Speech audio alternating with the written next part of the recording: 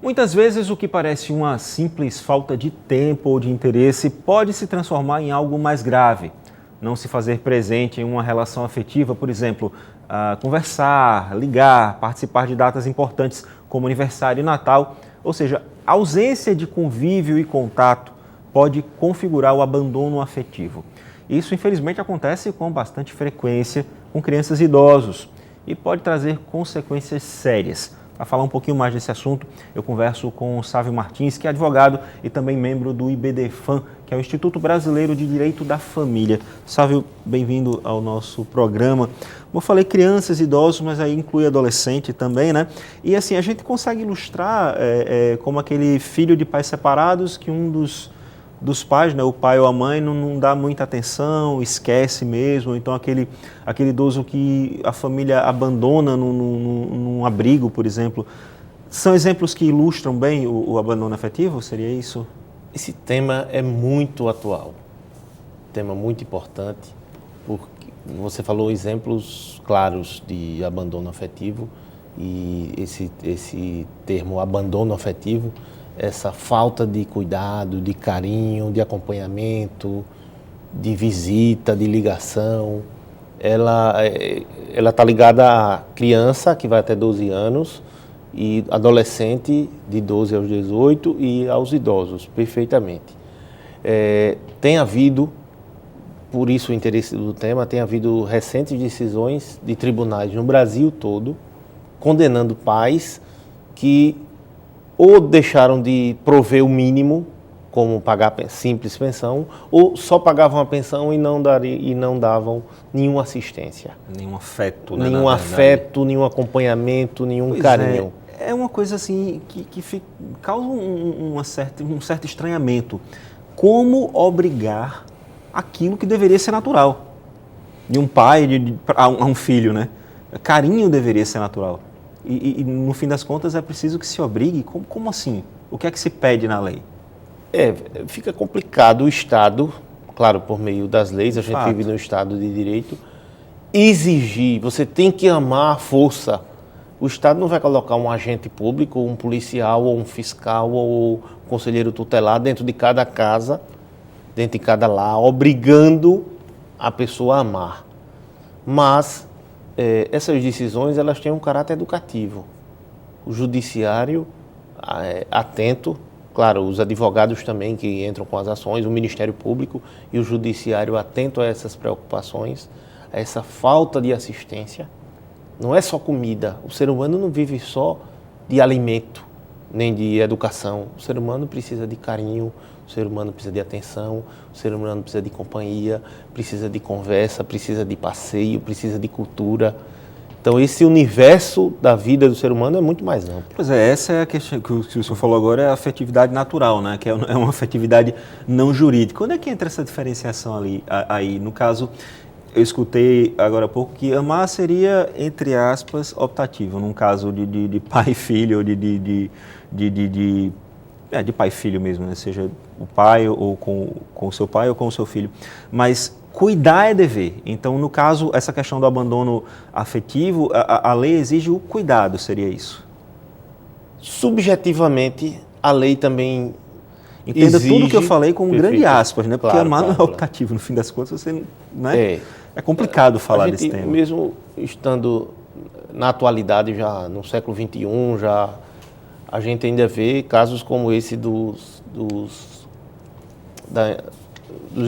imigrantes tentando entrar na Europa e sendo rejeitados, e ver casos aqui de pais e mães que não ligam para os filhos, ou parentes próximos que seriam os responsáveis obrigatórios. A lei não vai exigir, mas isso era para ser, claro, natural. É um direito natural de cada criança ou de cada idoso ser respeitada e ser cuidada com carinho, com afeto. Essa função educativa, de repente, pode ser algo que agora está servindo como punição, mas de repente daqui a um tempo pode se tornar mais natural, então? Só surgiram essas demandas porque está acontecendo bastante isso. E os direitos fundamentais, eles com o passar do tempo, eles vão se alargando. Se antes ficava só na liberdade e igualdade e na fraternidade, a gente vai ampliando. Recentemente, por exemplo, passou a ser um direito social o direito ao transporte. Foi alterada a Constituição há poucos dias. Há poucos anos, a moradia foi incluída como direito fundamental. Então, assim, a experiência humana, e o direito sempre chega depois, as necessidades humanas, elas são ilimitadas e são urgentes. O direito sempre chega depois, a regulamentação, a sociedade pressiona e o judiciário também tem a sua contribuição. Ele vai reconhecendo à medida que elas se tornam necessárias de fato. Mas é interessante destacar, que é pouco lembrado, que o artigo 1º e o 3º da Constituição Federal, ela fala que um dos objetivos do Brasil, do Estado brasileiro, é promover uma sociedade solidária e fraterna. Então, assim, essa obrigação de afetividade, de acolhimento, está também na Constituição Federal. E a gente não lembra, porque está no comecinho da Constituição e são objetivos, mas também são normas aplicáveis. Uma sociedade solitária e fraterna. E mais acima, como princípio fundamental, a dignidade humana. O Estado brasileiro tem como princípio fundamental a preservação da dignidade humana. E dignidade é um sentido muito amplo. Abarca também a questão da afetividade, abarca também assistência, o mínimo para a sobrevivência, informação, educação, lazer, tudo que envolver a realização do ser humano, a felicidade, engloba a questão da dignidade. Os tribunais, de um modo geral, eles têm avaliado como essa questão? Você falou que já teve julgamento, né? Já teve até casos de indenização. De indenização. Por falta de afeto, né? Por falta de cuidado parental. Acho que o termo parental correto hoje, esse, cuidado parental, na verdade. Acho que afeto talvez não fosse o termo mais ideal a ser usado nesse caso, mas de um modo geral eles avaliam de que forma isso? Por exemplo, existe alguma punição? O pai e mãe, eles podem perder algum direito, eles podem ser obrigados a cumprir, a ter que estar lá presente nas datas? Como assim? A gente vai fazer uma distinção entre abandono afetivo e abandono material. O abandono material pode se configurar como crime, uma conduta típica prevista no Código Penal ou nos estatutos específicos do idoso. Esse abandono pode ser caracterizado como crime. Deixar de dar assistência, abandonar o idoso ou a criança sem alimentação, esse é crime. O afetivo, não. Ainda não foi tipificado como crime. O afetivo, ele tem essa característica de comportar várias interpretações. Tem várias decisões dizendo que no âmbito familiar não seria possível estabelecer essa responsabilidade civil, essa obrigação de indenizar. Entendi. Se não existe uma lei específica obrigando a amar, também não poderia haver um específico que obrigue a indenizar. Puna pela falta do amar, né? Pela falta. No começo desse ano, teve uma decisão, salvo engano, em um dos tribunais do Rio Grande do Sul do país, condenou a R$100 mil um pai que demorou 40 anos para reconhecer a paternidade. De fato, e o próprio filho, ele se queixava muito que o tratamento dele era diferenciado dos outros irmãos. Os irmãos recebiam carinho, né, e o filho não.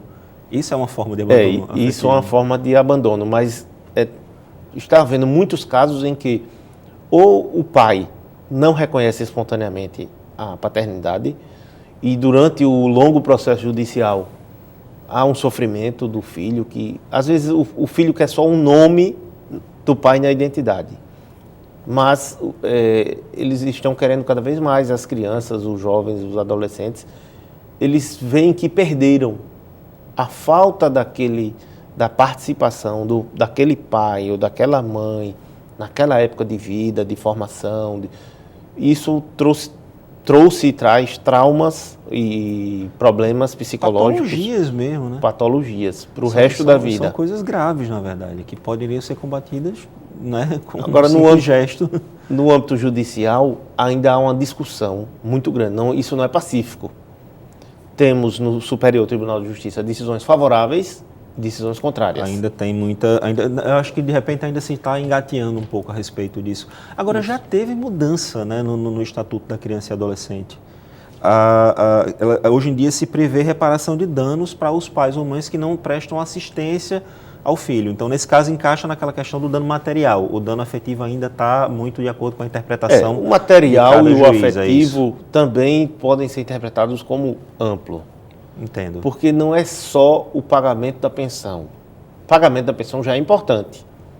A pensão, eu estou até aqui como advogado da área de direito de família, dizendo que a pensão é fundamental. Sem a pensão, a criança não vai ter meios de se alimentar com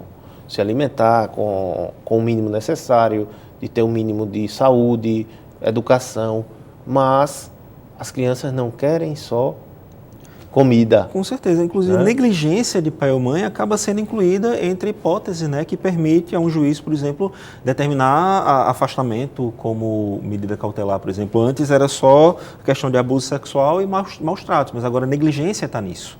Pode ser até isso invertida. É um avanço também, né? Isso é um avanço. E interessante que a gente está num debate recente também da questão da guarda compartilhada e da questão dos pais poderem ter a guarda invertida quando há alienação parental.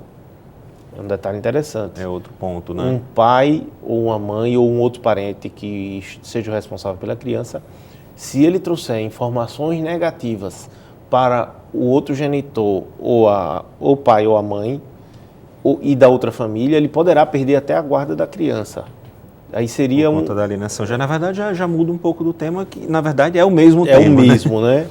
Para a gente finalizar, uma outra mudança interessante é a questão dos conselhos tutelares. Eles também podem agora denunciar por conta de negligência, né? Antes era a mesma coisa, era maus tratos ou abuso sexual. Então, de repente, a escola percebe aquilo na criança, ela pode chegar no conselho tutelar.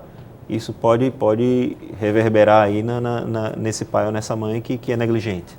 Perfeito. Também tem isso. Na proteção da criança e do adolescente, a denúncia pode ser feita no Ministério Público, Conselho Tutelar, qualquer delegacia, qualquer órgão público que trate da proteção do menor.